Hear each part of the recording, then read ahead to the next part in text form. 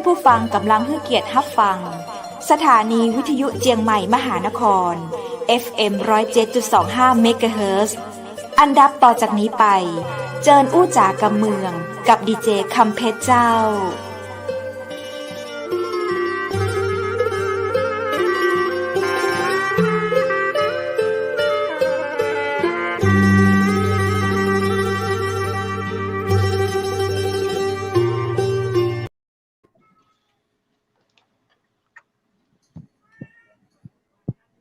สวัสดีเจ้าสวัสดีคุณผู้ชมที่ฮักและก็เติงหาทุกคนทุกท่านยินดีต้อนรับเข้าสู่รายการอู้จ๋ากำเมืองกลางเชียงใหม่มหานครแพร่ภาพออกอากาศจากอาคารวังสิงห์คำอำเภอเมืองจังหวัดเชียงใหม่คุณผู้ชมที่ฮักเจ้าวันนี้ติกาปากับข้าเจ้าและดีเจวุฒิในวันอังคารที่14เดือนกันยายน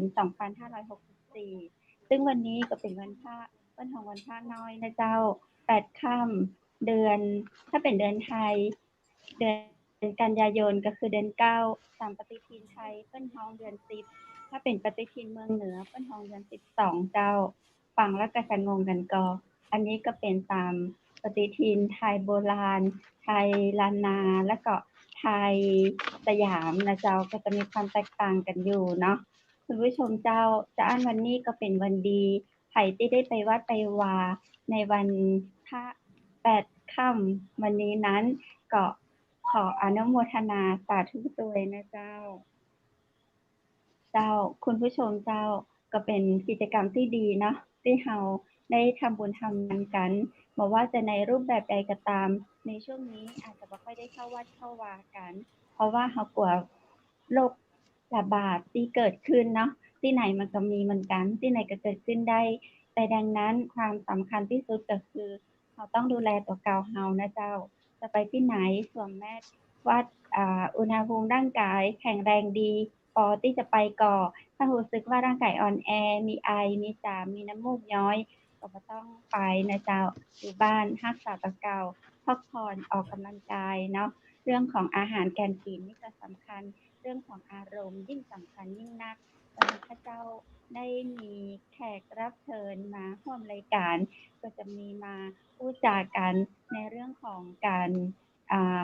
รักษาอารมณ์ด้วยนะเจ้าเนาะเพราะว่าตามข่าวทั่วไปที่เราเห็นในเดี๋ยวนี้ก็คือมีคนแบบค่อนข้างจะเครียดนักนะเจ้าในยุคนี้เนาะจะอ่านเดี๋ยวเรามาวางอารมณ์จะใดถึงจะทำให้เราแบบรู้สึกมีชีวิตชีวาอยู่บนโลกแห่งความเป็นจริงที่ดีและก็มีความสุขวันนี้ทางรายการเฮานะเจ้าอู้จ๋ากำเมืองทางเชียงใหม่มหานครนั้นได้รับเกียรติจากคุณเอื้องนะเจ้าพัทลินทานศิลานะเจ้าคุณพัทลินทานศิลาอดีตนายกสโมสรไลออนนครพิงค์เชียงใหม่และก็เป็นนักศึกษาเรียนสมาธิพลังจิตโดยเจ้าข้าเจ้าถ้าบรรยายบ่ถูกก็เดียวเขาจะเชิญปะเจ้าตัวเปิ้นแล้วก็เจ้าตัวเปิ้นแนะนำที่ถูกต้องดีกว่านะเจ้ายินดีต้อนรับคุณเอื้องพัทลินทานศิลาสวัสดีเจ้าสวัสดีเจ้าสวัสดีคุณผู้เจ้าสวัสดีครับสวัสดีครับสวัสดีพี่เอื้องครับสวัสดีเจ้าขออนุญาตท้องชื่อเล่นเนาะขออนุญาตท้องชื่อเล่นคุณเอื้องเจ้าคุณเอื้องอยู่ตังใดเจ้าตอนนี้อยู่เชียงใหม่เจ้าอำเภอเมืองเชียงใหม่เนาะเจ้าอยู่หางดงเจ้าอากาศดีก็เจ้าช่วงนี้อากาศดีเจ้าฝนตกเกือบทั้งวันเจ้าว่าตังหางดงเปิ้นจะทำเป็นแซนด์บ็อกซ์อย่างภูเก็ตแต่ก็เจ้าเชียงใหม่ตอนนี้นะคะจะเริ่มเป็นแซนด์บ็อกซ์เดือนตุลาค่ะวันที่1ตุลานี่ละเจ้าอ๋อดีเนาะคือตึงตัวอำเภอเลยตึงตัวเชียงใหม่เลยอ๋อค่ะก็น่าจะเป็นจะอั้นเจ้าจะได้มีคนมาแอลเชียงใหม่ คุณ นั่นแหละ จะได้ เจ้า มาเชียงใหม่ ครับ พี่เอื้องครับแล้วอย่างนี้ถ้าสมมติว่าผมอยากจะไปเชียงใหม่เนี่ยผมต้องเตรียมตัวยังไงในฐานะถ้าสมมติผมฉีดวัคซีนแล้วอะไรเงี้ยผมต้องเตรียมยังไงถ้าจะไปแบบอย่างเงี้ยครับ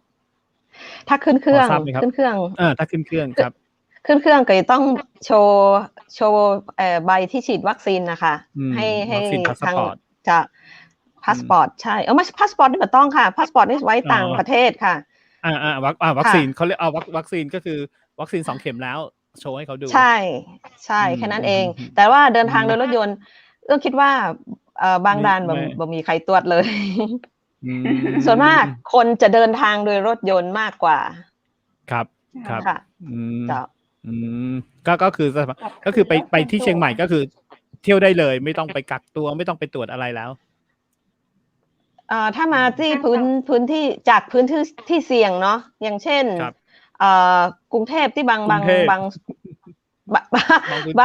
พื้นที่เจ้าบางพื้นที่เจ้าจะต้องแจ้งให้อสม.หรือในส่วนที่ดูแลในจังหวัดนะคะเพิ่นก็จะได้มาดูแลเจ้าในส่วนของสโมสรไลออนที่คุณเอื้องดูแลอยู่ที่สังกัดอยู่ทำอย่างไรพ่องคือตอนนี้เอื้องอยู่สังกัดสโมสรไลออนเชียงใหม่อินทนนท์ค่ะเชียงใหม่อินทนนท์เจ้าค่ะเจ้าเชียงใหม่อินทนนท์อยู่นครพิงค์คือเปลี่ยนชื่อหรือว่าย้ายสังกัดเจ้าโทรศัพท์ใครอ่ะเดี๋ยวปิดก่อนถ้าโทรศัพท์เข้าต้องกดปฏิเสธเอาแล้วทำไมโอเคเจ้าตะกี้ดีเจวุฒิบอกแล้วค่ะครับเอื้องอยู่สโมสรไลออนเชียงใหม่อินทนนท์เนาะเจ้าครับไม่ใช่นครพิงค์ค่ะเจ้าพี่เอื้องครับผมถามนิดนึงสโมสรไลออนเนี่ยผมได้ยินชื่อมานานแล้วแต่ผมด้วยความไม่รู้จริงๆสโมสรไลออนเนี่ยหน้าที่ทำอะไรบ้างครับผมคือสโมสรไลออนเนี่ยค่ะเป็นองค์กรการกุศลนะคะที่เกิดจากการรวมกลุ่มของบุคคลที่มีจิตอาสาจริงๆเนาะแล้วก็ค่ะจะต้องเป็นคนที่มีจิตกุศลมีเขาเรียกว่าเสียสละทั้งเวลาทั้งเงินทั้งทรัพย์อะไรเงี้ยค่ะนี่คือการเป็นองค์กรที่แบบไม่แสวงผลกำไรเรามีแต่ให้เป็นจิตอาสาแล้วก็เป็นสะพานบุญครับเป็นสะพานบุญเจ้าพี่เอื้องก็ทำมานานแล้วกี่ปีแล้วครับ9 ปีแล้วเจ้าโอ้นานแล้วนะครับผมเจ้าโอ้คนอื่นยังเมินกว่านะเจ้าคนอื่นนี่มีแบบเป็น40-50 ปีค่ะอันนี้ยังรุ่นหลังๆอยู่นะคะเจ้า9 ปีที่คุณเอื้องทำอันนี้ประทับใจอย่างพองเจ้าในกิจกรรมในการคือคนที่จะเข้ามาในสโมสรหรือองค์กรเนี่ยค่ะจะต้องเป็นคนที่รักในองค์กรต้องเสียสละทุกอย่างอะไรเงี้ยค่ะประทับใจทุกอย่างค่ะเพราะว่าเราเป็นคนที่ชอบแบบช่วยเหลือคนอื่นแล้วชอบออกภาคสนามชอบออกนอกพื้นที่อย่างเงี้ยเจ้าอย่างเช่นการไปบริจาคค่ะไปบริจาคสิ่งของทั้งหลายเนาะอะไรนะเขาเรียกว่าอะไรนะสาธารณูปโภคหรืออย่างก็ถุงยางชีพนะคะตอนที่แบบมีปัญหาอย่างค่ะอาหารแจกอาหารยิ่งในช่วงโควิดนี่นะคะจะต้องแจกอาหารอย่างเงี้ยเจ้าแต่เราทำมาเมินแล้วค่ะทุกวันนี้ต้องออกไปช่วยออกไปทำอยู่กับเจ้าคือในช่วงนี้เนาะมันเป็นช่วงโควิดนะคะก็จะมีจะมีช่วงตอนที่โรงพยาบาลสนามต้องการอาหารต้องการอย่างนี้เนาะทางสโมสรไลออนก็จะเอาชุด PPE เอาอาหารเอาหน้ากากเอาแมสแอลกอฮอล์ไปมอบให้ตามโรงพยาบาลตามจุดต่างๆเนี่ยเจ้าแล้วยิ่งช่วงนี้เนาะบางพื้นที่ติดโควิดอย่างเช่นบางหมู่บ้านที่เป็นปิดหมู่บ้านเจ้าทางสโมสรไลออนของเฮาก็เตรียมอาหารกล่องแล้วก็แอลกอฮอล์หรือถุงยางชีพไปแจกให้เจ้าแล้วแต่หน่วยงานจะขอมาตัวเจ้าครับเจ้างบประมาณนี่เฮามาจากไหนอะเจ้างบประมาณเหรอคะงบประมาณนี่จริงๆแต่ละสโมสรเนี่ยเราจะหาเองนะคะ1 ไอสโมสรเนี่ยเปิ้ลตึงมีเงินมีเงินในสโมสรหนึ่งเอามาจากไหนก็คือการจัดกิจกรรมหาทุนเนาะมีสปอนเซอร์อย่างเงี้ยเจ้าเราจะได้เงินมาจากนั้นแล้วเราก็เอาเงินส่วนเนี้ยไปซื้อของไปบริจาคเปิ้ลเนี่ยค่ะแล้วแต่ว่าสโมสรไหนจะมีเยอะก็คือเยอะสโมสรไหนมีน้อยก็คือน้อยแต่ว่าเราก็รวมกันเจ้าที่เชียงใหม่นี่โดยรวมแล้วเขามีกี่สโมสรไลออนเจ้าตอนนี้ทั้งหมดนะคะก็มีทั้งภาค A1 เนี่ยก็คือรวมทั้งกรุงเทพเนี่ยก็คือ44สโมสรแต่ถ้าเป็นของภาคเหนือเฮาเนี่ยก็คือจะมีลำปางลำพูนเชียงใหม่ก็มี22สโมสรเจ้าค่ะมันแยกอย่างทั่วถึงเนาะอย่างเจ้าจังหวัดอย่างแม่ฮ่องสอนอย่างอีมีก็เจ้าเชียงไฮ้แม่ฮ่องสอนเชียงไฮ้นี่เป็นของแห่งภาคหนึ่งเจ้าเชียงไฮ้นี่ถือว่าเป็นของภาค 310A2 ไปของเอื้องอยู่ในส่วนของ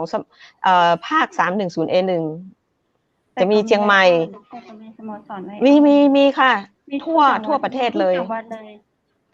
ค่ะมี6ภาคเจ้ามี6ภาคเจ้าคือสโมสรไลออนเนี่ยมันจะมี6ภาคก็มีภาค A1 นี่คือเอื้องอยู่ A1 นะคะ A2 ตังเชียงไฮ้แป้เนาะแล้วก็ B กับทางใต้ C ก็ตังพัทยาตังอะไรอย่างพุ่นค่ะมันมีมาจากคนหลายๆคนนะมันจะมี A1 A2 B C D E ค่ะ6ภาคแล้วสโมสรไลออนนี่เขาจะทำการร่วมกันในแต่ละจังหวัดเต้าอ้าหรือว่าเขามีคอนเนคชั่นกับสั่งอย่างเปิ้นฮ้องหน่วยงานอื่นๆหน่วยงานต่างๆตัวก็เจ้าได้หมดเจ้ารวมกันได้หมดเลยทุกภาคเราจะทำกิจกรรมรวมกันอย่างสมมุติว่าภาคA2 เพิ่นค่อยมาเชียงใหม่ค่อยมาทำกิจกรรมอย่างเฮา A1 เฮาก็สามารถที่จะไปร่วมกับเพิ่นได้ A1 ของเฮาก็สามารถที่จะไปร่วมกับภาคอื่นได้เจ้าคือนอกจากเขาร่วมกันในสโมสรไลออนแต่ละจังหวัดแล้วเนี่ยเขาร่วมงานกับหน่วยงานอื่นก็จะอย่างเช่นเขาได้ไปร่วมงานกับตำรวจอำเภอทหารอย่างอี้เฮาค่ะบ่อยมากก็คือทำงานร่วมกับหลายบ่อยมากค่ะเดี๋ยวนะคะคือค่ะหลายหน่วยค่ะคือบ่อยมากค่ะเราจะร่วมกับทางราชการทางอย่างได้หมดค่ะเราจะมีคือการที่เราจะเอาของไปแจกหรือการจะไปอย่างเนาะเราจะต้องประสานงานกับหน่วยงานพวกนี้ค่ะเพราะฉะนั้นเราจะติดต่อพวกนี้เราจะทำค่ะเราจะทำด้วยกันครับพี่เอิงครับสมมุติว่าถ้าผมอย่างโอเคพี่เอิงตัดสายกันก็ได้ครับพี่ตัดละค่ะโอเคพี่เอิงครับสมมุติว่าถ้าวันหนึ่งผมสนใจเนี่ยผมอยากเข้าไปเป็นสมาชิกของสโมสรไลออนเนี่ยผมจะต้องเตรียมตัวหรือจะต้องอะไรยังไงบ้างครับคือคนที่จะเข้ามาเป็นสมาชิกนะคะก็คือโดยสว่าดีเจวูดขึ้นมาเป็นไลออนมากกับเจ้าเอื้องก็จะเชิญดีเจวูดเข้ามาเจ้าค่ะคุณสมบัติก็จะมีแบบกรรมการในสังกัดเป็นผู้เชิญใช่ค่ะจะต้องเป็นไลออนเป็นสมัครเองอยากสวยเอื้องเจ้าคือสมาชิกเป็นคนเชิญค่ะเอื้องจะรู้ว่าคุณวุฒิคุณพร้อมค่ะครับคุณวุฒิพร้อมใช่ไหมคะเราอยู่หน่วยงานอย่างนี้นะคะเป็นองค์กรจิตอาสาอย่างนี้นะคะอะไรอย่างเงี้ยก็คือต้องมีสละกำลังกายกำลังใจถ้าคุณวุฒิพร้อมเอื้องก็จะเชิญเข้ามาเป็นไลออนเจ้าค่ะโอเคครับทำงานคล้ายๆกาชาตินี่คล้ายกันไหมหรือว่าแตกต่างกาชาติต่างกันเจ้ากาชาตินี่เป็นที่ไปบริจาคกาชาติที่อย่างกบพท้องเนี่ยบริจาคโลหิตแล้วก็ไปแจกของอย่างกันนะคะแต่ของสโมสรไลออนก็จะเป็นแบบหนึ่งเจ้าคือหน่วยงานแต่องค์กรแต่ละองค์กรมันจะต่างกันน้อยหนึ่งเจ้าแต่ช่วยเหลือนี่เหมือนกันอยู่แล้วเจ้าค่ะอันนี้ก็เหมือนเป็นจิตอาสาเลยใช่ไหมครับผมใช่เจ้าแม่นเลยเจ้าเขาต้องแบบทุ่มเทกำลังกายกำลังใจพร้อมที่จะช่วยเหลือตลอดก็คือมีสปอนเซอร์ก็คือมีคนใจบุญเนาะ ใช่ค่ะ ง่ายๆสุดๆก็คือมีคน เจ้า ใจบุญคอยคอยคอยคอยคอยเป็นเรียกว่าเป็นสปอนเซอร์ สะพานบุญเป็นจิต ใช่ เพื่อนจะช่วยเจ้าแม่น คือคนที่มีจิตศรัทธาเนาะที่แบบพร้อมที่จะช่วยเหลือมีค่ะ คนใจ เจ้า บุญนี่นะก็เลี้ยงไม่เลี้ยงที่ใจบุญนี่นะ ก็คือได้ด้วยเงินได้ด้วยสิ่งของเจ้ามันจำเป็นจะต้องเงินอย่างเดียวค่ะเพื่อนอาจจะมีสิ่งของมีอาหารมีอย่างที่แบบที่ทางชาวบ้านทางชุมชนเพื่อนต้องการเขาก็สามารถไปบอกเพื่อนได้ว่าอ๋อตอนนี้ชุมชนต้องการอันนั้นอันนี้หรืออย่างเงี้ยเพื่อนก็จะเตรียมเพื่อเขาได้เจ้าค่ะ คือมีนักบุญประจำอยู่แล้ว โอ้โห ถ้ามีคนส คื น อ ใจ มี เปิ้นอยากมาบริจาคเปิ้นอยากมามอบอย่างเฮยเปิ้นต้องติดต่อเปิ้นต้องยังจะได้อะเจ้า คือถ้าเปิ้นฮู้ถ้าเราแจ้งไปคือเปิ้นเนี่ยเขาบอกว่าตอนนี้ทางโครงการนี้ของเราจะทำเราจะไปบริจาคของที่นั่นที่นี่เราก็บอกว่าท่านสนใจไหมคะอะไรอย่างเงี้ยถ้ามีคนสนใจเปิ้นก็จะร่วมกับเราเนี่ยค่ะ แต่ส่วนมากนี่จะร่วมทุกครั้งค่ะโอ้แล้วช่วงโควิดนี้แบบทำกิจกรรมไม่ได้ครับพี่แล้วมันเหนื่อยไหมครับทำกิจกรรมไม่ได้แล้วเราจะหารายได้จากตรงไหนครับตอนนี้เรื่องรายได้ที่เรายังบ่คิดที่จะทำจ้ะเนาะแต่ตอนนี้เราคิดว่าเราจะช่วยเปิ้นจะได้อีมากกว่าอย่างเช่นเปิ้นต้องการอาหารต้องการสิ่งของอย่างเงี้ยเราก็ต้องระดมทุนจากสโมสรกับสโมสรและจากคนข้างนอกเจ้าครับมีคนช่วยอยู่ค่ะที่ทีมของพี่เอื้องมีทีมงานเยอะไหมครับถามว่าทีมเหรอคะต้องถามว่าเป็นสโมสรคือสโมสรแต่ละสโมสรนะคะจะมีสโมสรใหญ่สโมสรเล็กตั้งแต่40ขึ้นไปสโมสรนี่จะมีที่เยอะๆก็40-50คนเนาะแต่ถามว่าถ้าเราทำถ้าเราทำกิจกรรมด้วยกันเนี่ยเราสามารถมารวมด้วยกันก็จะได้ค่ะคือเวลาเราทำงานเนี่ยเราทำด้วยกันเจ้าไปด้วยกันหลายๆสโมสรเนี่ยเราก็จะมีเขาเรียกว่าอะไรมีนายกสโมสรมีรองนายกมีตำแหน่งมีอย่างใดอะเจ้าคือในสโมสร1สโมสรเนี่ยก็จะมีนายกมีเลขามีเหมีอุปตามลำดับเนาะคืออุป1อุป2อย่างเงี้ยเจ้าแต่คนที่ออกงานจริงๆเนี่ยเราออกไปได้ทุกคนได้ทุกคนเจ้าคือต่อให้เป็นตำแหน่งไหนเนี่ยเวลาถึงเวลาหน้างานภาคสนามจริงทุกคนสามารถลุยได้หมดแม่นเจ้าสามัคคีกันเจ้าทุกคนร่วมมือร่วมใจกันเจ้าครับพี่เอิ้งมีเหตุการณ์ไหนที่แบบว่าสนุกแบบแนะนำเล่าให้ฟังนิดนึงได้ไหมครับสนุกเหรอโอ้ยเอิ้งก็ว่ามันก็ม่วนนะคะมันม่วนนะคะการที่เฮาไปช่วยคนอื่นเนี่ยทำให้เฮาม่วนใจใช่มันเป็นความสุขนะเจ้าเพราะฉะนั้นเวลาเฮาได้ไปช่วยคนอื่นเฮาไปของเฮาเห็นเปิ้นมีความสุขเฮาเห็นเปิ้นยิ้มแล้วก็เปิ้นขอบคุณเฮาเนี่ยเฮาก็ดีใจขนาดละเจ้าคือถามว่าประทับใจหมดเจ้าคือเจ้าเฮาเป็นจิตอาสาเฮาจะต้องแบบ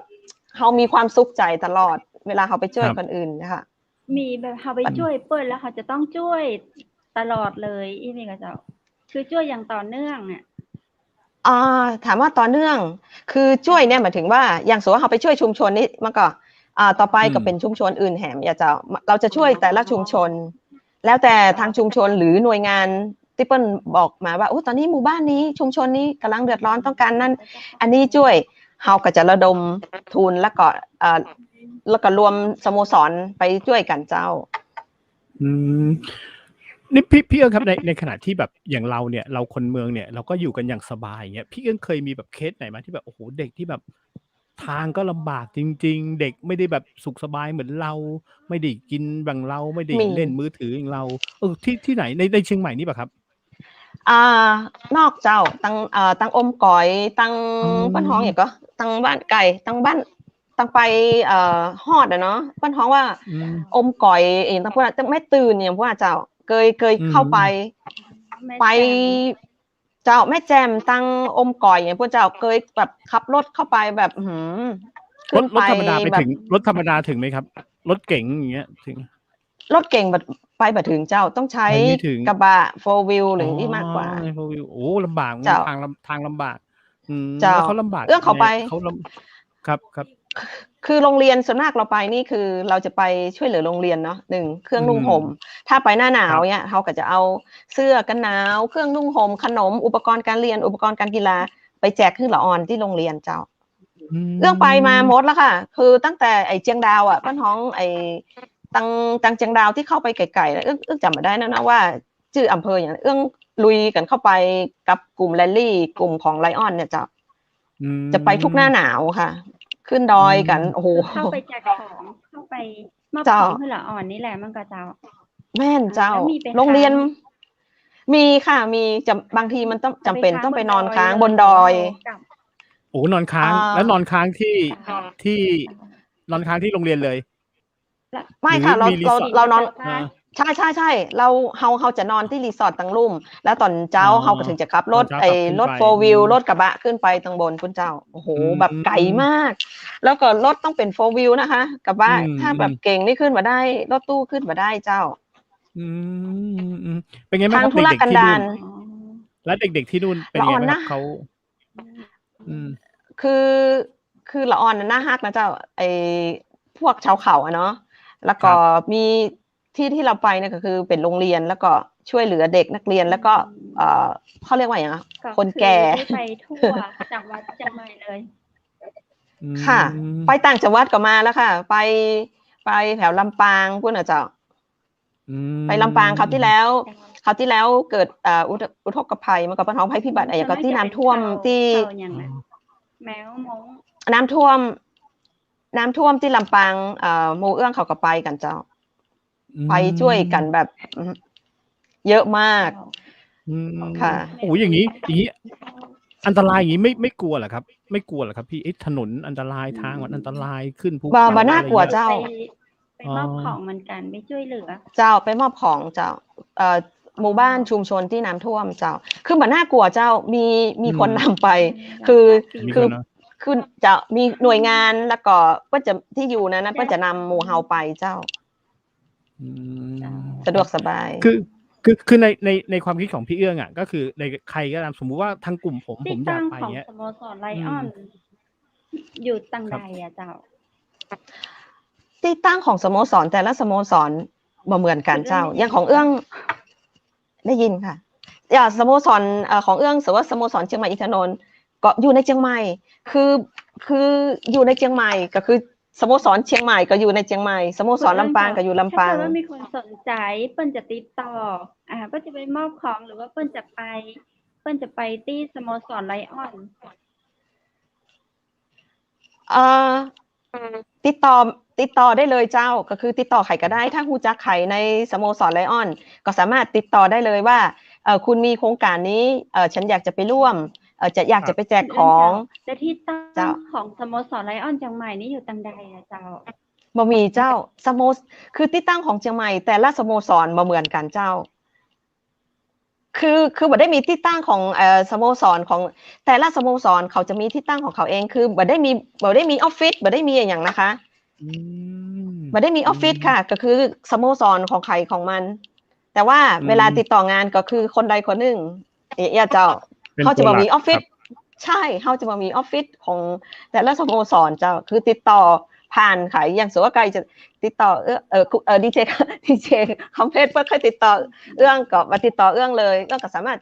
ไปติดต่อคนหน่วยงานที่ว่าสนใจให้ไปช่วยเจ้าครับแต่ในความคิดของพี่เอื้องก็น่าจะบอกว่าจริงๆแล้วความคิดของพี่เอื้องบอกว่าคนที่จะไปเนี่ยถ้าเดินทางถ้าไม่ได้ชำนาญเนี่ยน่าจะไปแบบมีคนพื้นที่หรือมีเจ้าหน้าที่หรือร่วมไปอย่างนี้จะดีกว่าหรือเปล่าครับส่วนมากจะเป็นเจ้าของพื้นที่หน่วยงานในพื้นที่ไม่ว่าจะเป็นหน่วยราชการหรือว่าเป็น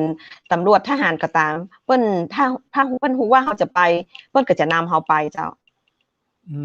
เคยมีรถทหารมีรถค่ะเพราะว่าเขาเป็นคนนอกพื้นที่เนาะเขาจะต้องให้คนในพื้นที่นำเขาไปเจ้าจะดีกว่าเพราะว่าบางทีไปสำรวจมาแล้วไงคะก่อนที่เราจะไปมอบของให้ใครเนี่ยเราจะต้องไปสำรวจก่อนเจ้าว่าสิ่งที่เขาต้องการ เขาต้องการอะไรอย่างเนี่ยแล้วก็เขาก็มาประชุมรวมกันว่าอ๋อตอนเนี้ยคือหน่วยงานนี้ต้องการเครื่องนุ่งห่มต้องการอาหารต้องการอุปกรณ์การเรียนเนี่ยแล้วเขาก็มารวมกันแล้วเขาก็รวมระดมทุนอย่างนี้เนาะแล้วเขาก็ถึงจะขึ้นไปตัวกันเจ้าอืมก็คือทางพื้นที่จะแจ้งมาก่อนอยู่แล้วใช่ไหมครับว่าต้องการอะไรครับ ตรงนี้มีเด็ แม่ ก นเจ้า เท่าไหร่มีคนแก่เท่าไหร่อะไรอย่างเงี้ยครับ อืม แม่นเจ้า ครับ ส่วนคนแก่ ครับค ครับ นแก่นี่ส่วนมากจะไปมอบแว่นตาเนาะแว่นสายตา อ๋อ ให้คน เหรอ แก่ ครับผม อ่านหนังสือเจ้า อ๋อใช่ๆฮะๆใช่ตอนนี้โอเคอย่างถ้าเด็กก็คงจะเป็นเรื่องของโอเคทั่วไปที่เด็กจะใช้เครื่องนุ่งห่มเสื้อกั อุ น ป หนาก ร ว ณ์อุปกรณ์การเรียนเนี่ยเจ้า อื เจ้า มอือฮึๆ คือถ้าบางโรงเรียนเนี่ยต้องการคือทางสโมสรไอของประเทศไทยเนี่ยเปิ้นก็จะ ครับ มีงบไอมูลนิธิไลออนมูลนิธิ LCIF ที่ได้เงินมาจาก อืม ต่างประเทศ ซึ่ง อืม เงินจากนั้นก็คือมาจากของพวกเราไลออนทุกๆคนนะเจ้าที่ ครับ บริจาคเข้าไปให้สากล อืม ถ้าเกิดว่าทางเราเนี่ยต้องการว่าเราต้องการทางเนี้ยโรงเรียนเนี่ยต้องการคอมพิวเตอร์อย่างที่เอื้องผ่านมาเนี่ยสโมสร ครับ เอื้องเนี่ยก็ขอทุนไปทาง LCIF ทางสากลที่เมืองนอกอเมริกานะคะเปิ้นก็จะพิจารณาแล้วก็จะมอบทุนให้แล้วก็เขาก็ซื้อคอมพิวเตอร์ไปแจกให้ละอ่อนโรงเรียนเขาแล้วไปแจกที่โรงเรียนตังแม่ออนปุ้น30เครื่องเจ้า อืม เจ้า โอ้30 เพื่อให้เด็ก เครื่องเลย ได้เรียน30เครื่องเจ้า อืม แล้วก็บางสโมสรไปสร้างเรือนพยาบาลอย่างเงี้ยคือทางโรงเรียนอย่างเงี้ยเจ้า อืม ค่ะ อืมแต่ส่วนมากที่พี่เอื้องไปที่พี่เอื้องไปเนี่ย ส่วนมากเท่าที่ฟังดูเนี่ย จะเป็นพื้นที่แบบลำบากทั้งนั้นเลยหรือเปล่าครับ เจ้าส่วนมากเขาจะเน้นที่ห่างไกลแล้วก็ที่ลำบาก อืม จริงๆในเมืองก็มีเจ้าในเมืองนี่ก็ ในเมืองก็มี จะมีเจ้า คุณเพชรมาแล้วครับ เจ้า อ่าฮะ เขาจะเน้น เสียงคุณเพชรจะเสียงดีเลย์นิดนึงครับ ค่ะ อือฮึ เจ้า เมื่อกี้ถามถึงพื้นที่ที่พี่เอื้องได้ไปอะครับ ผมก็จะลำบากนิดนึงเนาะ ค่ะ ครับเมื่อกี้พี่เอื้องบอกว่านอกจากเชียงใหม่แล้วไปลำปางอย่างพื้นที่ทั่วไปเชียงรายหรือว่าน่านหรือว่าแพร่ เชียง อะไร ไฮ้ ไปด้วย เชียงไฮ้อันนั้นเป็นเขตของอีกภาคหนึ่งเจ้า ไม่เอา เจ้า อืม ของเฮาอย่างของ ครับ เอื้องได้A1เอื้องจะเป็นแม่ฮ่องสอนลำพูนแล้วก็ลำปางเชียงใหม่เจ้า อ๋อ แต่เราออกนอกพื้นที่ A1 ได้นะ ครับ แล้วอย่าง อืม จังหวัดตากแม่สอดเราเจ้า อันนั้นก็จะเป็นแฮมภาคหนึ่งเจ้า อีกภาคหนึ่งนะ อีกภาคหนึ่งค่ะ อืม ของเอื้องนี่จะเน้นภาค A1 นี่ก็คือ ครับ ส่วนของ A1 ก็คือแต่ของเอื้อง ครับ ของในส่วนภาคเหนืออีนะเจ้า อืม เจ้า ครับผม คือโอเคสโมสรไลออนเนี่ย ไม่ว่าคุณจะอยู่ภาคใต้ภาคตะวันออกจะอยู่ชลบุรีตราดระยองเลยทุกที่มีสโมสรไลออนหมดในประเทศไทย ทั่วประเทศไทยเจ้า ทั่วประเทศไทยใช่ ทั่วประเทศไทย การ มีทั่วโลกด้วย อืม มีทั่วโลกด้วยนะครับสโมสรไลออนผม เจ้า เคยได้ยินมาอืม คือ ครับ นายกโลกเนี่ยก็มาจากต่างประเทศก็คือ ม ปีที่แล้วก็มาจากเกาหลีเนาะปีนี้ก็มาจากปีนี้ก็จะมาจากบรุกลินนิวยอร์กอะไรอย่างเงี้ยค่ะ ครับ เจ้า อืม ของคนไทยเขาก็มีโอกาสได้เป็นนายกโลกนะคะ มีคนไทย เอาล่ะ คน ครับ แรก ผม เจ้า ก็มีค่ะ คือคุณเอื้องหรือเปล่า เปล่าคือท่านไลออนคือท่านไลออนร้อยเอกขจิตหับนานนท์เจ้าเปิ้นเป็นนายกโลกของคนไทยคนแรกเลยค่ะ อืม เนี่ยค่ะ ครับ ดี ผม มากๆเลย อืม เปิ้นเป็นเมื่อปี2541แล้วเจ้า ตอนนั้นเรื่องยังไม่ได้เข้ามาเทื่อ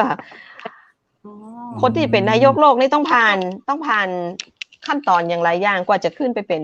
นายกโลกนี่ก็ต้องเป็นผู้ว่าต้องเป็นไอคณะกรรมการไออย่างหลายๆอย่างที่กว่าจะขึ้นไปมันจะง่ายๆเจ้า อ้าวแต่ ใช่ ว่าโดยตัวของคุณเอื้องก็เคยเป็นคุณ เอื้องเป็นนายกเจ้า เจ้า เจ้าตามขั้นตอนเจ้าเอื้องก็เป็นนายกสโมสรเนาะพอเป็น กี่ปี เซตแล้วก็เป็นเปิ้ลคือเป็นคนละปีเจ้า แต่ว่าถ้าบางสโมสรเนี่ย บ่มีใครเป็นก็ต้องเป็นซ้ำไป แต่ของเอื้องนี่โชคดีของเอื้องนี่ก็เป็น เป็นนายกสโมสรเซตเอื้องก็ขึ้นมาเป็นประธานเขตก็คือการดูแลสโมสรเล็กๆแล้วพอพ้นปีเอื้องก็ขึ้นมาเป็นประธานภูมิภาคก็ดูแลประธานเขตกับประธานเขตแล้วก็สโมสรอีกทีหนึ่งเจ้าเป็นมาหมดแล้วเจ้ามีความสุขเนาะม่วนเจ้าเป็นงานได้มีความสุขเอาความสุขคือตัวเขาเองแล้วก็ความสุขคือคนอื่นเป็นแบบผู้ให้เนาะเจ้านี่แหละคือมีความสุขแล้วค่ะเราเป็นผู้ให้นะคะก็คือมีความสุขจ้ะมันจะว่ามีไปแจกสิ่งของไปมอบของแล้วมีกิจกรรมอย่างอีตัวก็เจ้ากิจกรรมเหรอคะจากคนที่เขาไปบริจาคให้เปิดเจ้าบ้านหรือว่าละอ่อนหรือว่าคนใหญ่คนเฒ่าคือกิจกรรมที่ไปนี่คือไปมอบของอย่างเดียวเจ้าก็คือเราไปมอบสิ่งของที่แบบหน่วยงานหรือชุมชนเปิ้ลต้องการถ้าเจ้าคือเราไปมอบของอย่างเปิ้ลแล้วเขาก็ไปฮ้องเพลงให้เปิ้ลฟังไปเล่นดนตรีบ่มีเจ้าทุกปีเนี่ยมันจะมีทำกิจกรรมเยอะมากแต่ปี2 ปีที่ผ่านมานี่เนาะมันเจอเจ้าบอกให้ดีเจอโควิดทำให้เราออกกิจกรรมนอกพื้นที่น้อยลงกับคุณเอื้องได้เลยนะจ๊ะสัญญาณได้ครับแต่ตอนนี้ทีมงานของพี่เอื้องก็จะติดต่อกันทางด้านออนไลน์ใช้ออนไลน์เป็นประโยชน์ถูกไหมครับแม่นเจ้าตอนนี้มีประชุมออนไลน์เราจะใช้ออนไลน์หมดเลยค่ะประชุมสัมมนาประชุมสโมสรอย่างตอนนี้จะต้องออนไลน์เท่านั้นค่ะแต่กิจกรรมที่เขากิจกรรมที่เขาจะไปแจกของอย่างเพื่อนตอนนี้ยังไม่มีเนาะเพราะว่าเมื่อต้นปีเอื้องเขาเอาไปแจกกันหมดแล้วค่ะคือตอนนั้นที่เขาไปแจกชุด PPE แมสแอลกอฮอล์ตอนนี้มีคนไปแจกเยอะแล้วเนาะก็ถือว่ายังเพียงพอถ้าแบบเพียงพอหน่วยงานเพื่อนก็ตึงจะเอิ้นมานะว่าเขาต้องการนั่นนี่โน่นเนี่ยทางสโมสรเพื่อนก็จะรวบรวมกันเจ้าครับสถานการณ์ที่หางดงตอนนี้เป็นไงบ้างครับพี่ก่อนที่จะเป็นหน่วยงานทางใดเจ้าที่เอิ้นมาอะไรครับหน่วยงานทางชุมชนก็คือทางชุมชนนี่ก็คือชุมชนได้ยินเจ้าก็ชุมชนที่แบบต้องการชุมชนที่แบบน้อยๆที่แบบป้นท้องก็บอกนะป้นท้องว่าชุมชนนะชุมชนที่แบบต้องการสิ่งของอย่างเฮาก็ไปคือยังต้องการอาหารเนี่ยบางชุมชนโดนปิดหมู่บ้านบางชุมชนต้องการอาหารอย่างเจ้าเฮาก็จะไปมอบเพื่อเปิ้ลครับแล้วแต่ที่เจวุฒิถามสถานการณ์เป็นไงบ้างครับพี่ก่อนที่จะเปิดวันที่1 ตุลาครับที่แถวหางดงแถวเชียงใหม่ตอนนี้คัตเตอร์ก็มาใช่คัตเตอร์ก็มาเรื่อยๆนิดนึงค่ะตอนนี้ก็ตั้งเส้นหางดงก็ยังมีอยู่แต่สิ่งที่ดีที่สุดก็คือเขาต้องระวังตัวเองที่ดีที่สุดเจ้าพอทราบว่านอกจากคุณเอื้องทำในเรื่องของสโมสรไลออนเชียงใหม่แล้วเป็นนักศึกษาเรียนสมาธิด้วยจะได้เจ้าลองเล่าคือเอื้องเนี่ยเอื้องเรียนครูสมาธิมาตั้งแต่ปีเอื้องเรียนมาหลายหลักสูตรแล้วนะเอื้องเรียนมาหลายหลักสูตรมากก็คือแบบตั้งแต่เรียนครูสมาธิเนาะไก่ครูสมาธิเนี่ยก็คือแบบพระอาจารย์หลวงพ่อประกาศนี่มาเพราะว่าเรียนครูหลักสูตรของนี่จะมีครูสมาธิแล้วก็อะไรนะเดี๋ยวจะที่เรียนมาเนี่ยจะเรียนมาตอนเนี้ย5 หลักสูตรแล้วเจ้าแต่ว่าของคนอื่นนี่เรียนเยอะกว่านะครับของนี่จะมีครูสมาธิเนาะเมื่อปี57นะเจ้าแล้วก็อุตตมสาสมาธิปี58แล้วก็ครูสมาธิชั้นสูงปี59แล้วก็ญาณสาสมาธิปี60และปัจจุบันเนี่ยที่เรียนเหมือนกันนี่ก็คือหลักสูตรวิทันตสาสมาธิปี64นะเจ้าวิทันตสาสมาธิเจ้าค่ะยังข้าเจ้าเรียนวิทันตสาสมาธิแล้วก็จะย้อนไปเรียนอันแบบเดิมๆแบบที่คุณเอื้องเรียนเนี่ยได้อยู่ก่อนคือวิทันตสาสมาธินี่ก็คือ หลักสูตรครูสมาธินั่นเองนะคะเพียงแต่ว่าวิทันตศาสตร์เนี่ยตอนนี้ก็คือการเรียนออนไลน์เจ้า เจ้า เรียนอยู่กับบ้านเจ้าเหมือนกันค่ะหลักสูตรของพระอาจารย์หลวงพ่อก็คือครูสมาธิเจ้า วิทันตศาสตร์สมาธิตัวนี้ก็คือครูสมาธินะเจ้า ครับ พ เจ้า อคุณเอื้องปอทราบก็เจ้าว่าตึงมวลของพระหลวงพ่อพระอาจารย์ท่านมีกี่แบบกี่อย่างกี่วิต้นท้องอย่างกี่รุ่นเนี่ย หลั เจ้าก โอ้โห กี่หลักสูตรโอ้ถ้าถามว่าหลักสูตรว่าเยอะ แต่ที่เขาเฮียนเนี่ยก็มีตอนนี้มีแค่5หลักสูตรเนาะแต่จะมีหลักสูตรที่แบบเยอะมีอาจารย์ศาสตร์คือเรียนไปแล้วไปเป็นอาจารย์สอนก็มีเจ้า แต่ด้วยว่าเฮาเป็นคนที่บ่ค่อยมีเวลาเนาะเจ้าเฮาก็เลยบ่ค่อยได้ไปเรียนเป็นอาจารย์เจ้า อันก็คือเขาจบหลักสูตรนี่เขาสามารถเรียนต่อหลักสูตรไปเรื่อยๆเรียนเรื่อยๆได้ตลอดชีวิตเขาเลยหลักสูตรแต่ละหลักสูตรเนี่ยเจ้าคือสมมติว่าตอนเนี้ยเฮาเปิ้นเปิดวิทันตศาสตร์สมาธิใช่มั้ยก็เจ้าก็จะมีแค่นี้ก่อนเพราะว่าช่วงนี้ก็คือเจอสถานการณ์จะอีนะเจ้าเปิ้นก็จะเรียนออนไลน์กันไปแต่ถ้าเมื่อที่ผ่านมาที่เอื้องเฮียนเนี่ยเฮาจะเฮียนในห้องเรียนเลยค่ะเราไปเรียนที่สถาบันเลยค่ะสถาบันแต่ละสถาบันก็แล้วแต่ว่าจะเป็นที่ไหนที่แม่ฮ่องสอนก็มีนะเจ้าที่วัดม้วยต่อเนาะของเชียงใหม่ที่จะมีหลายสาขาเจ้าคือสาขาทั่วประเทศเนี่ยจะมี291สาขานะเจ้าต่างประเทศก็มีนะคะต่างประเทศก็จะมีแคนาดาออสเตรเลียสหรัฐอเมริกาเจ้าคือหลักสูตรของพระอาจารย์หลวงพ่อมันเปิดไว้เยอะมากไปต่างประเทศหลายประเทศเลยเนาะเจ้าถ้าทุกปีเนี่ยสมมติว่าถ้าเกิดเฮาเฮียนเนี่ยเมื่อก่อนมันมีปัญหาเรื่องโควิดนะคะจะมีนักศึกษาจากต่างประเทศมาทุดงที่ดอยอินทนนท์เจ้าคือแต่ตอนหลังมาพอมาเจอโควิดก็เลยไม่ได้ถ้าเรียนจบแล้วจะต้องเตลขึ้นดอยอินทนนท์ค่ะนี่คือสอบปฏิบัติเจ้านี่คือการปฏิบัติเจ้าปฏิบัติที่อย่างต้องเตลขึ้นดอยอินทนนท์คือเป็นการเดินแบบเดินจงกรมหรือเปล่าเจ้าหรือว่าจะได้ทำไมต้องขึ้นดอยอินทนนท์คือหลักสูตรของพระอาจารย์หลวงพ่อเนี่ยก็คือเราสอบทฤษฎีผ่านแล้วใช่ไหมคะเขาจะต้องทดสอบเปิ้นฮ้องอย่างการเดินขึ้นดอยเราจะต้องเดินขึ้นดอยเราจะต้องไปทำสมาธิที่บนดอยอินทนนท์ทุกคนจะต้องเดินขึ้นไปมันจะมี3ดอยละ1คืนนะเจ้าต้องไปนอนบนดอย2คืน3วันเจ้าคือขึ้นไปนอนไปนอนทำสมาธิใช่ค่ะไปนอนคือคุณวุฒิคือการไปนั่งสมาธิอย่างเงี้ยเจ้าทำให้จิตใจสงบคือตามพระเพราะว่าพระจะแล้วถ้าเขาคุณเพชรเงียบไปครับสงสัยสัญญาณอินเทอร์เน็ตทางมัสเลียงคุณเพชรถามอีกทีครับเมื่อกี้สัญญาณมันคุณเพชรถามอีกทีครับเมื่อกี้สัญญาณของคุณเพชรติดขัดไปข้าเจ้าได้ยินเสียงข้าเจ้ากับเจ้าคือได้ยินครับคุณเอื้องได้ยินเสียงกับเจ้าได้ยินค่ะแต่ได้ยินเสียงข้าเจ้าก็ได้ยินเจ้าแต่ไม่ได้ยินคำถามเจ้าข้าเจ้าอยากถามว่าอย่างคุณเอื้องเรียนมา4-5หลักสูตรไหนแบบน่าสนใจที่สุดเจ้าคือถ้าถามคือน่าสนใจได้ยินเจ้าน่าสนใจทุกหลักสูตรเจ้าถึงบอกว่าถ้าเราได้เข้ามาเรียนในหลักสูตรครูสมาธิเนี่ยคือบอกว่าจะเป็นหลักสูตรไหนเนี่ยคิดว่าเร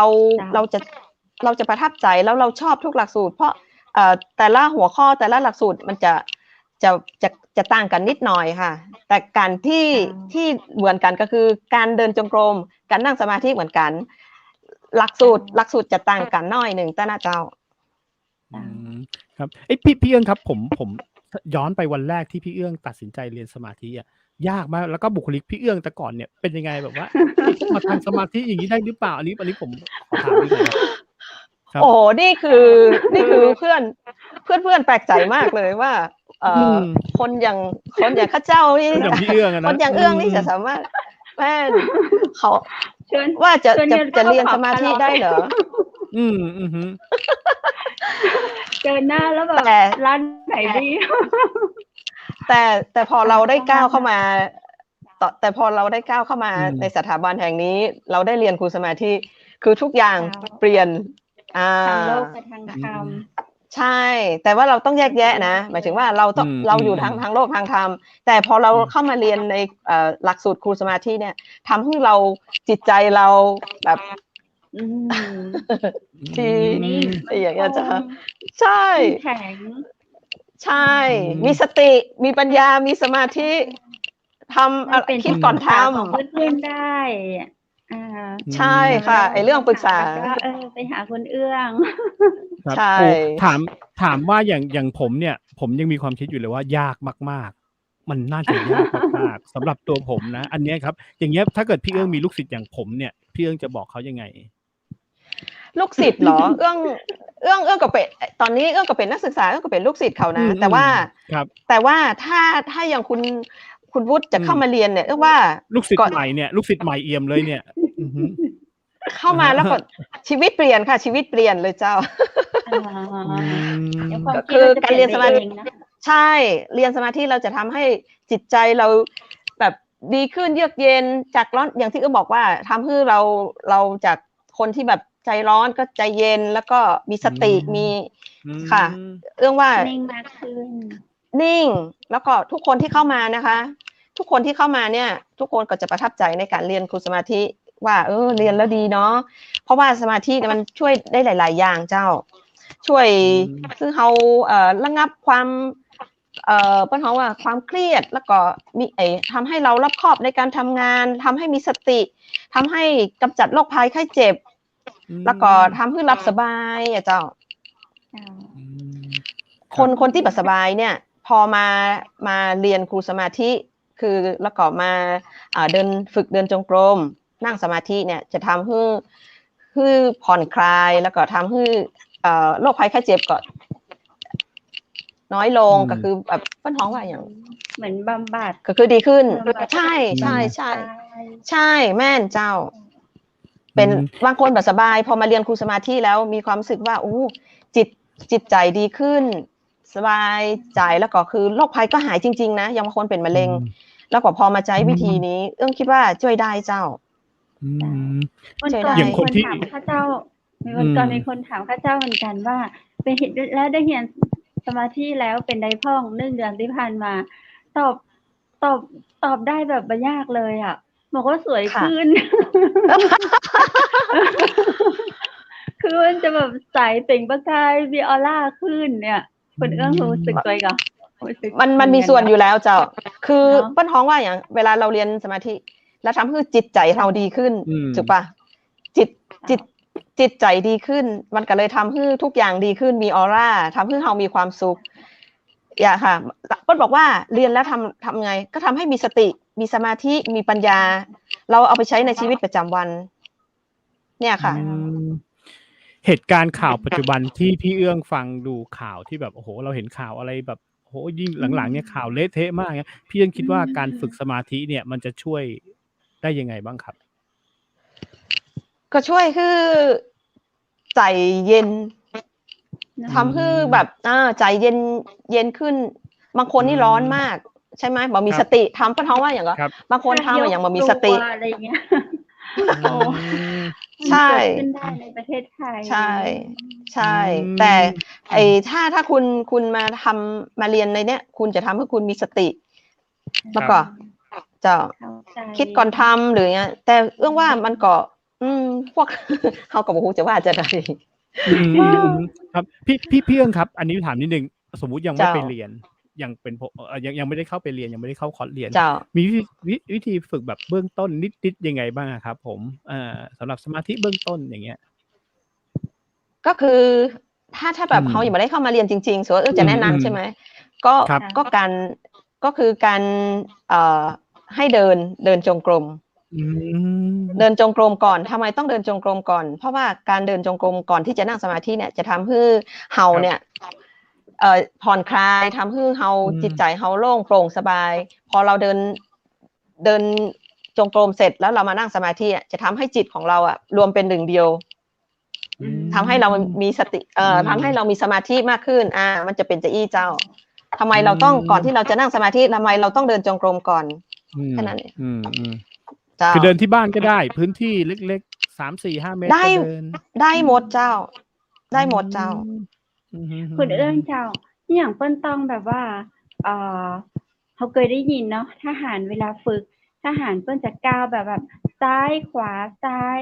แต่ว่าเดินจงกรมอย่างเขาต้องย่างก้าวขวาก่อนขาซ้ายคือตามหลักสูตรของเนี่ยเอาตามหลักสูตรของพระอาจารย์หลวงพ่อนะเปิ้ลบอกว่าการก้าวไปตามที่พระอาจารย์เปิ้ลบอกเนี่ยมันก็คือทำให้เรามีสติมีความมั่นคงก็คือทำไมต้องเดินมันก็เป็นไปได้มันเป็นไปได้คือการเรียนสมาธิเนาะทำไมเราถึงต้องก้าวเท้าขวาใช่ไหมถามว่าเราอย่างเราเดินก้าวเท้าขวาทำให้เราปล่อยวางทำให้เราเขาเรียกว่าอะไรพอเราเดินก้าวเท้าขวาแล้วเราก็ท่องแค่พุทโธพุทโธเราก็จิตเราก็โล่งเราทุกอย่างที่เรานี่ก็จะโล่งไปลืมเราแค่พุทโธพุทโธแล้วเราก็สบายใจแล้วเจ้าก็คือมีสติทุกครั้งทำไมทหารถึงซ้ายขวามีสติทุกครั้งต้องให้ขวาซ้ายแต่ทหารให้ซ้ายขวาโอ้ยคนละอย่างเจ้าคนละอย่างเจ้าแม่นการนั่งทำไมนั่งสมาธิเขาอย่างเอามือขวาทับมือซ้ายเห็นก็ทุกอย่างเริ่มขวาเจ้าอันนี้ตามหลักสูตรค่ะเริ่มต้นทำอย่างที่พี่เอื้องบอกนะครับเดินจงกรมแล้วก็นั่งสมาธิวันหนึ่งสักประมาณเท่าไหร่ดีครับผม20 นาที30 นาที30ค่ะอย่างละ30เจ้า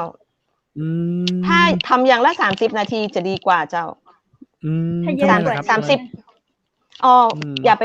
เป็นชั่วโมงก็คือบ่มีประโยชน์หรอกถ้าตามหลักสูตรจริงๆเพื่อก็บอกว่าการทำ30 นาทีเนี่ยก็ถือว่าดีแล้วเจ้าเป็นชั่วโมงบางคนทำเป็นชั่วโมงว่าก็เหมือนก็เป็นคนไปปั้นท้องแบบไปจิตอิ่มแล้ว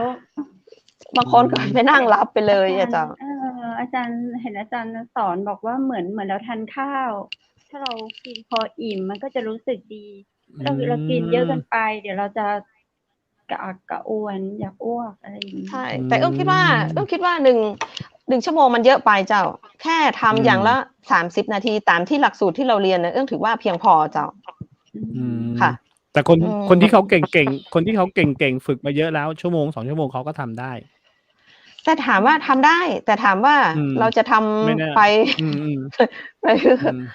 แต่ก็แล้วแต่นะเจ้าอันนี้เขาบอกห้ามแต่ถามว่าถ้าตามหลักสูตรของพระอาจารย์เพราะว่าพระอาจารย์บอกว่าให้ทำแต่พอดีครับมันก็จะก็เหมือนโอเคก็เหมือนการออกกำลังกายถูกไหมครับการออกกำลังกายถ้าเราวันนึงสัก50 นาทีก็พอแล้วแค่นั้นพอใช่เขาไม่ให้มากเกินไปแล้วก็ไม่ให้น้อยเกินไปแค่นั้นเองเจ้าการบริกรรมนี้จะเป็นจะใดอะเจ้าบริกรรมก็คือการพูดการท่องพุทโธไงคะคำบริกรรมที่ไก่ถามเอื้องเนี่ยก็คือถามว่าคำบริกรรมก็คือที่เราต้องว่าพุทโธพุทโธถ้าเป็นบางคนทางอีกทางหนึ่งกับยุบหนอพองหนอหรืออย่างแล้วแต่เจ้าแล้วแต่เขาจะบริกรรมว่าคำไหนอย่างหนอหิวหนอจะประมาณนั้นเจ้าคนที่มาเรียนแล้วมีไหมครับแบบว่าโอ้โหไม่ไหวแล้วไม่ทำไม่ได้จริงๆเงี้ยขอยอมแพ้อะไรอย่างเงี้ยครับมีไหมครับถามว่ามีไหมมีเจ้ามีเพราะอย่างเพราะว่าด้วยสถานการณ์ที่หมายถึงเรื่องการงานทั้งเรื่องครอบครัวที่แบบยังบ่พร้อมเตื้ออย่าเจ้าบางคนเรียนไปแค่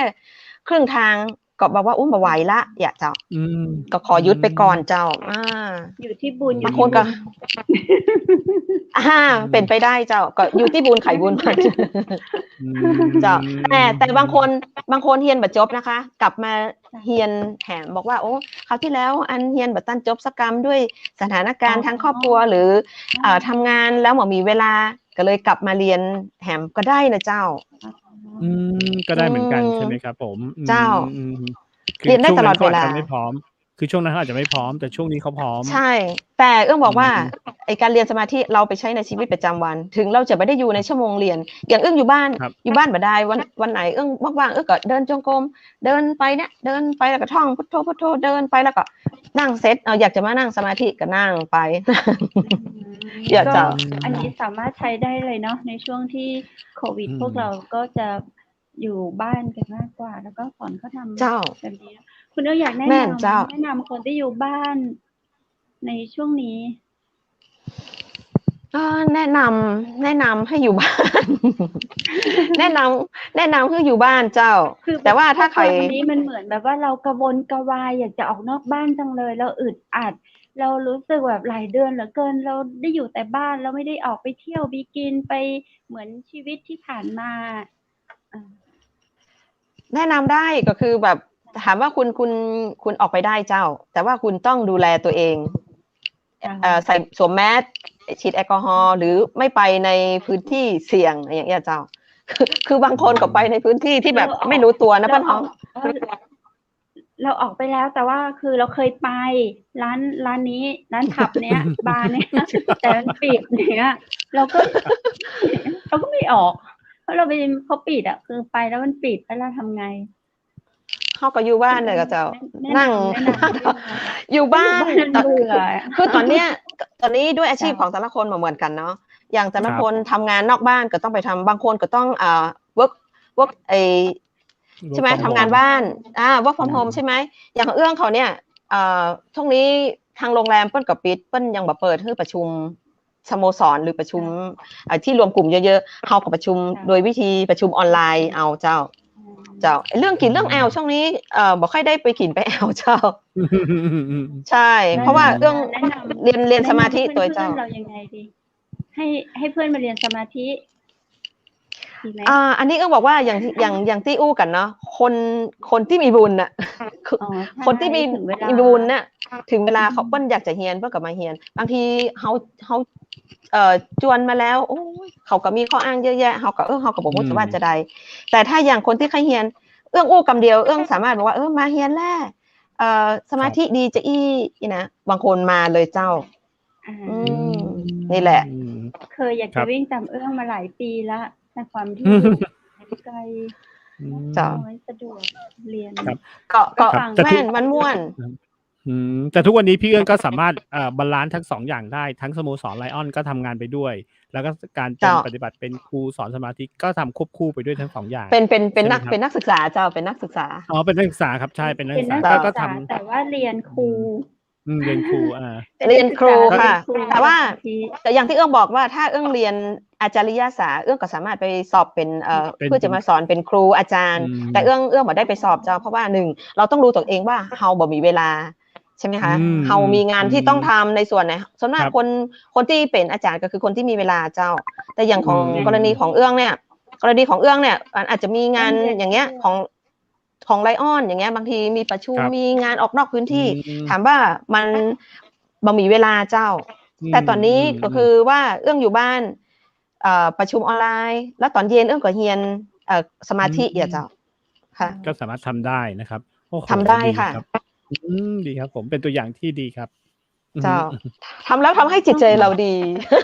ครับผม สวยขึ้น สวยขึ้น ช่วงสุดท้ายของรายการแล้วเจ้า ขอคุณเอื้องฝากประชาสัมพันธ์สโมสรไลออนเชียงใหม่ แล้วก็การอยู่ดูแลตัวเก่าในยุคโควิด เจ้าได้เจ้า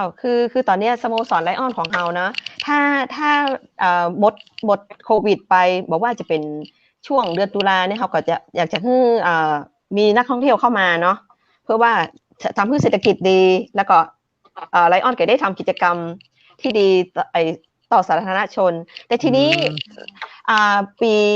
เดือนมีนาปีหน้าเนาะก็จะตั้งเชียงใหม่เฮาตั้งสโมสรภาครวมของเชียงใหม่เฮาเนี่ยจะเป็นเจ้าภาพในการจัดประชุมภาครวม310ประเทศไทยคือรวมของ6ภาคมาที่เชียงใหม่เฮานี่เจ้าที่เชียงใหม่ค่ะ5 ปีจะจัดเตื้อหนึ่งค่ะอันนี้ประชาสัมพันธ์นะคะก็คือปี18 ถึง 20 มีนา2565ถ้าบ่มีอะไรอย่างนะคะคือทางเชียงใหม่เขาก็จะเป็นเจ้าภาพในการจัดประชุมภาครวมจะทำให้เศรษฐกิจดีขึ้น1นักท่องเที่ยวเข้ามาเจ้าเพราะว่าไลออนนี่เปิ้ลจะเวลาเปิ้ลมาประชุมเนี่ยเปิ้ลมากัน 2-3 พันคนนะคะค่ะแล้วก็เราก็จะทำท่องเที่ยวเขาก็จะทำ พ็กเกจทัวร์คือเพิ่นมาท่องเที่ยวในเชียงใหม่คือเศรษฐกิจดีขึ้นนะคะเจ้า อืม ก็ค่ะ เพราะฉะนั้นก็ ครับ ตอนนี้ก็คือ ขอให้ทุกคนอยู่บ้านด้วยความปลอดภัย แล้วก็ดูแลตัวเก่าให้นักที่สุดเจ้า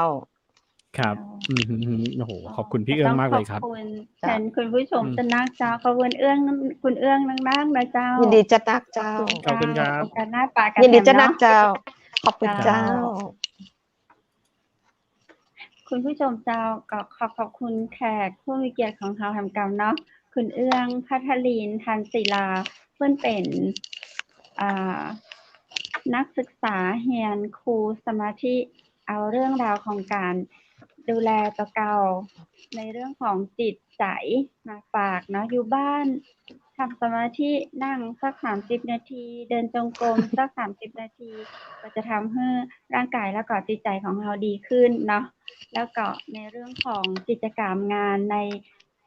สโมสรไลออนเชียงใหม่ ซึ่งก็ฟังแล้วเป็นภารกิจที่ดีเนาะอนุโมทนาสาธุตัวนะเจ้าเป็นเหมือนผู้ให้แท้ๆเลยเนาะคือที่ไหนเดือดร้อนเปิ้นเอิ้นมาก็ไปช่วยเปิ้นเจ้าแล้วก็มีสาขาทั่วประเทศแล้วก็มีต่างประเทศแถมตัวยตะกี้เหมือนได้ยินแว่วๆว่าทั่วโลกเลยเนาะเจ้าก็ถือว่าเป็นสโมสรที่ค่อนข้างจะใหญ่เนาะใครที่ได้เข้าไปอยู่ในสโมสรนี้ก็น่าจะเป็นนักบุญคล้ายๆนักประชาสงเคราะห์ด้านเลยเนาะพอฟังแล้วก็ขอแสดงความยินดีด้วยนะเจ้าถือว่าเป็นนักบุญเนาะขอให้บุญกุศลที่ท่านได้ทำนั้นก็เนาะสนับสนุนให้สังคมเมืองไทยแล้วก็คนทั้งโลกได้ร่วมรับบุญดีๆด้วยกันภาวะที่เกิดขึ้นในเรื่องของโรคระบาดก็ขอให้เบาบางลงเนาะจากสิ่งที่เราได้ให้ทานได้ทำบุญก็น่าจะช่วยกันตรงนี้ได้วันนี้ดูแลรักษาสุขภาพตัวเก่าให้ดีๆนะเจ้าแล้วก็ขอบคุณดีเจขอบคุณแขกรับเชิญของเราแห่งกรรมนะเจ้าคุณเอื้องพัทลีนทานศิลาห้องชื่อมันจะผิดตลอดเลย ชื่อม่วนเจ้าเป็นเพื่อนข้าเจ้ามาตั้งแต่ 2-3 ขวบละ ประเดี๋ยวนี้ก็คือก็ยังเป็นเพื่อนกันอยู่นะเจ้าเป็นเพื่อนที่รักกันมีอย่างก็เล่าสู่กันฟังได้โอกาสดีก็ได้มาปะกันหน้าจอไม่ได้มีโอกาสได้เจอตัวจริงกันเลยเจ้าในช่วงนี้จะเป็นปีละเนาะก็มาเจอกันในรายการอู้จากกับเมืองต่างจังหวัดมหานครโลกมนตกรมจะอี้เจ้าคุณผู้ชมวันหนึ่งเราจากกันเอาก็มีโอกาสได้ปะกันแหมดังนั้นบอกว่าวันนี้จะพัดพากจากสิ่งใดมาต้องเสียอกเสียใจนะเจ้าโลกมันกลมก็เดียวกับติงบนมาปะกันแหมเนาะจากกันด้วยรอยยิ้มที่ดีวันมาเจอกันเราก็จะได้ยิ้มได้กอดกันแหมเนาะเจ้าบอกว่าคุณผู้ชมอยู่ในภาวะเหตุการณ์ใดก็ตามทีมงานจังหวัดมหานครเฮาขอเป็นกำลังใจให้นะเจ้าทำภารกิจอะไรอย่างที่ค่อนข้างจะรู้สึกท้อก็ขอให้มีกำลังใจจากหมู่เฮาทีมจังหวัดมหานครยินดีจัดนักที่จะส่งกำลังใจให้ทุกวันนะเจ้าและทุกวันจันทร์วันอังคารวันพุธพฤหัสบดีเราจะมาส่งกำลังใจมาฟังเรื่องราวดีๆผ่านทางเชียงใหม่มหานครที่นี่นะเจ้า 20:00 ถึง 3:00 อย่าลืมนะเจ้าวันพรุ่งนี้วิ่งมาติดตามกันแหมสำหรับวันนี้นั้นขอบคุณสปอนเซอร์ใจดีเจ้าร้านครัวปิ่นโตเชียงใหม่ยินดีบริการส่งอาหารทั่วอำเภอเมืองเชียงใหม่และรอบๆโทรสอบถามสั่งอาหารกินกันได้เนอะที่ 0818843354 ยินดีบริการส่งถึงบ้านเลยเจ้าขอบคุณโรงแรมแม่เสลียงเวียงงามนะเจ้าแอลแม่เสลียงแม่ฮ่องสอนเดินแวะใช้บริการได้ที่โรงแรมแม่เสลียงเวียงงามเปิดบริการตลอด24 ชั่วโมงเจ้าติดต่อสำรองจองห้องพักราคาประหยัดสะอาดถูกต้องตามมาตรฐานที่โทรศัพท์หมายเลข0536214444นะเจ้า0536214444และวันนี้ข้าเจ้าดีเจคำเพชรและทีมงานก็ขอบคุณชุดพิธีกรหญิงนะเจ้าจากร้านผ้าพื้นเมืองชุดไทยใหญ่แม่เสลียงนะเจ้าขอบคุณคุณผู้ชมที่น่ารักนะเจ้าอยู่เป็นกำลังใจและติดตามชมพร้อมทั้งร่วม กดไลค์กดแชร์กดติดตามให้กับทีมงานเจียงใหม่มหานครในวันอังคารที่14 กันยายนวันนี้ก็ขอลาคุณผู้ชมเต้าอีเนาะพรุ่งนี้เราจะปีกับปะกันแถมในวันพุธที่15 กันยายนมีเรื่องราวดีๆมาเล่าสู่คุณผู้ชมนะเจ้าพรุ่งนี้มีแขกรับเชิญที่น่าสนใจอย่าลืมติดตามชมเนอร์เขานัดกันที่นี่2 ทุ่มถึง3 ทุ่มนะเจ้าสำหรับวันนี้ขอให้คุณผู้ชมทุกท่านโชคดีและมีความสุขนอนหลับฝันดีราตรีสวัสดิ์เจ้า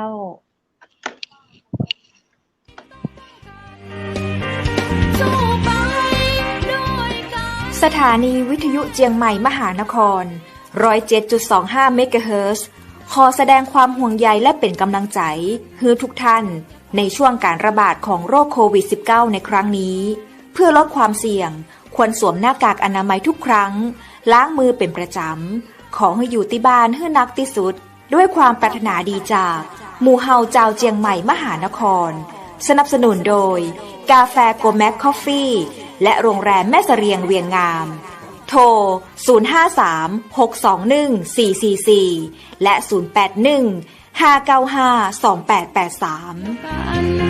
เราจะฝ่าฟัน